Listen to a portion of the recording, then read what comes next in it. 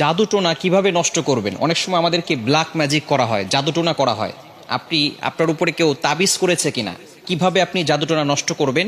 কারো কাছে যেতে হবে না, আপনি ঘরে বসেই নিজে নিজে এই জাদুটে নষ্ট করতে পারবেন। বিশেষ করে আমাদেরকে সতর্ক থাকতে হবে। অনেক সময় আমরা বিভিন্ন মানুষের কাছে যাই এবং আমরা সেখানে গিয়ে বলি, আমাকে একটু হাজিরা করে দেখেন যে আমার ভিতরে কোনো জিন আছে কিনা।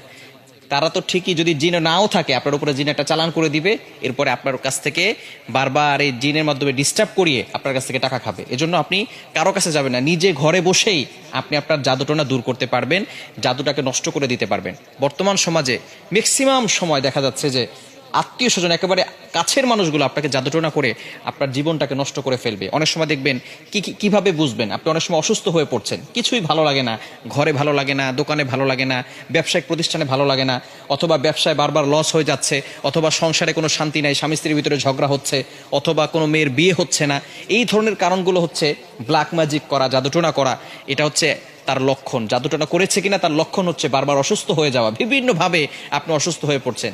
মেয়েটার বিয়ে হচ্ছে না, বারবার পাত্র আসে, দেখে সবকিছু ঠিকঠাক থাকে, যেদিন বিয়ে ডেট দিবে তার কিছুদিন আগে বলে বিয়ে করবো না।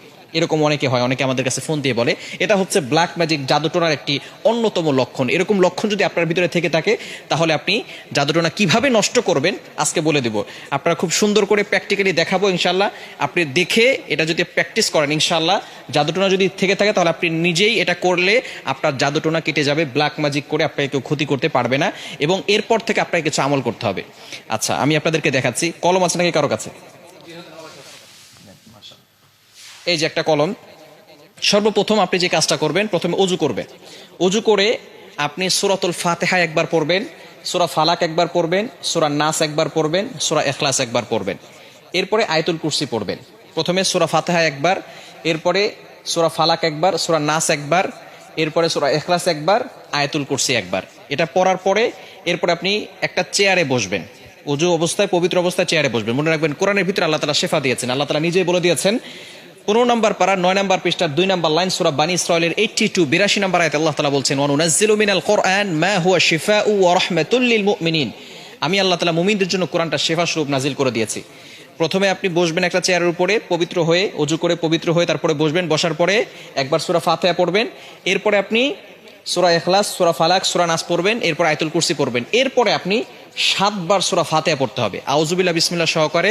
এই যে একটা ছুরি নেবেন ডান হাতে, ডান হাতে, এটা আমি পেন দিয়ে দেখাচ্ছি, আপনি একটা ছুরি নেবেন। ডান হাতে একটা ছুরি নিয়ে আপনি মাথার উপরে রাখবেন, এভাবে রেখে আউযুবিল্লাহ বিসমিল্লাহ সহকারে সূরা ফাতিহা পড়বেন। পড়ে আপনি ছুরিতে ফু দিবেন। ছুরিতে ফু দেওয়ার পরে এরপরে ছুরিটা শরীরের সাথে টাচ করবেন না। টাচ না করে আপনি একেবারে সোজা কপাল থেকে নাক বরাবর, বুক বরাবর 2 পায়ের মাঝখানে রাখবেন। আপনি বসে আছেন, বসে থাকার পরে আপনি একটা ছুরি হাতে নেবেন।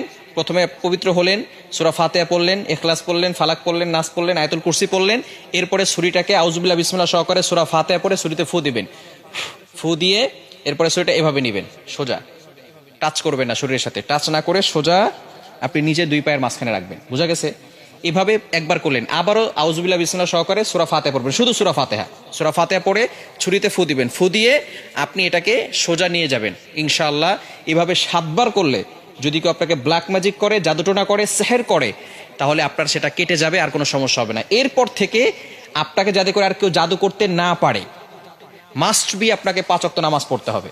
এবং কেউ যাতে করে জাদু করে, তাবিজ করে আপনাকে কোনো ক্ষতি করতে না পারে, 5 ওয়াক্ত নামাজ পড়ে আয়াতুল কুরসি, 4 কুল, সূরা বাকারা শেষ 2 আয়াত, এগুলো পড়ে বুকে ফু দিবেন এবং হাতে ফু দিয়ে পুরো শরীরকে মাসাজ করে দিবেন।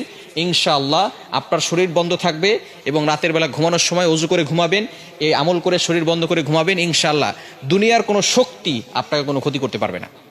আল্লাহ তাআলা আপনাকে প্রটেক্ট করবেন, আল্লাহ তাআলা আপনাকে হেফাজত করবেন। দুনিয়ার দুষ্ট জিন বলেন, মানুষ শয়তান বলেন, জিন শয়তান বলেন, সকল ধরনের দুষ্টমি থেকে এবং দুষ্ট জিন থেকে আল্লাহ তাআলা আপনাকে হেফাজত করবেন। আল্লাহ তাআলা আমাদের সকলকে এটা সুন্দরভাবে বুঝে আমল করার তৌফিক দান করেন।